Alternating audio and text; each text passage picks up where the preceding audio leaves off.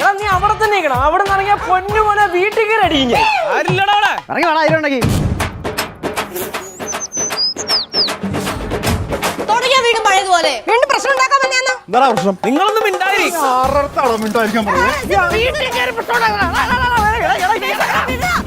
നീ എന്താണ് ഇവിടുത്തെ എക്സ് ഗുണ്ടയാ? പാറമട കേശു. ഞാൻ ചോദിക്കുന്ന ചോദ്യത്തിന് മറുചോദ്യം നീ ചോദിച്ചു കഴിഞ്ഞാൽ എന്റെ സ്വഭാവം മാറും കേശു. ഗൈസ്, നമ്മൾ കഴിഞ്ഞ എപ്പിസോഡ് കണ്ട പോലെ സിദ്ധു അങ്ങനെ പെട്ടെന്ന് പോകത്തില്ല എന്നാണ് ഇപ്പൊ കിട്ടിയ ഇൻഫോർമേഷൻ. കുറച്ചും കൂടി എപ്പിസോഡുകളിലേക്ക് സിദ്ധുവിനെ കാസ്റ്റ് ചെയ്തിട്ടുണ്ട്. സിദ്ധുവിന്റെ ക്യാരക്ടർ എല്ലാവരും ഓഡിയൻസ് ഫുള്ള് ഏറ്റെടുത്തുകൊണ്ട് അതിനെ സിദ്ധാർത്ഥിനെ കുറച്ച് എപ്പിസോഡുകളോട് കാണും എന്നാണ് ഇപ്പൊ കിട്ടിയ ഇൻഫോർമേഷൻ. എന്തായാലും നെക്സ്റ്റ് എപ്പിസോഡ് പൊളിച്ചിരിക്കുകയാണ്. നമ്മുടെ ബാലുവച്ചനെയാണ് എനിക്ക് ഓർമ്മ വന്നത്.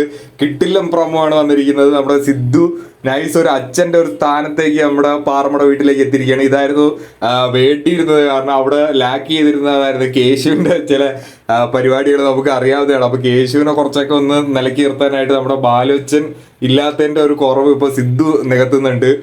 നമുക്കറിയാം കേശു ചെന്ന ഓരോരോ വള്ളികൾ പിടിച്ചോട്ട് വരുന്നത്. അതേപോലെ ഒരു വള്ളി പിടിച്ച് കുറെ വീട്ടിൽ വന്ന് പ്രശ്നം ഉണ്ടാക്കിയാണ്. അപ്പൊ സിദ്ധു ഉണ്ടായതുകൊണ്ട് കാര്യങ്ങളൊക്കെ നൈസായിട്ട് മാനേജ് ചെയ്ത് പോയി. പിന്നെ കേശുവിനെ ക്വസ്റ്റ്യൻ ചെയ്യുന്ന ഒരു പരിപാടിയിലേക്ക് പോകുന്നുണ്ട്.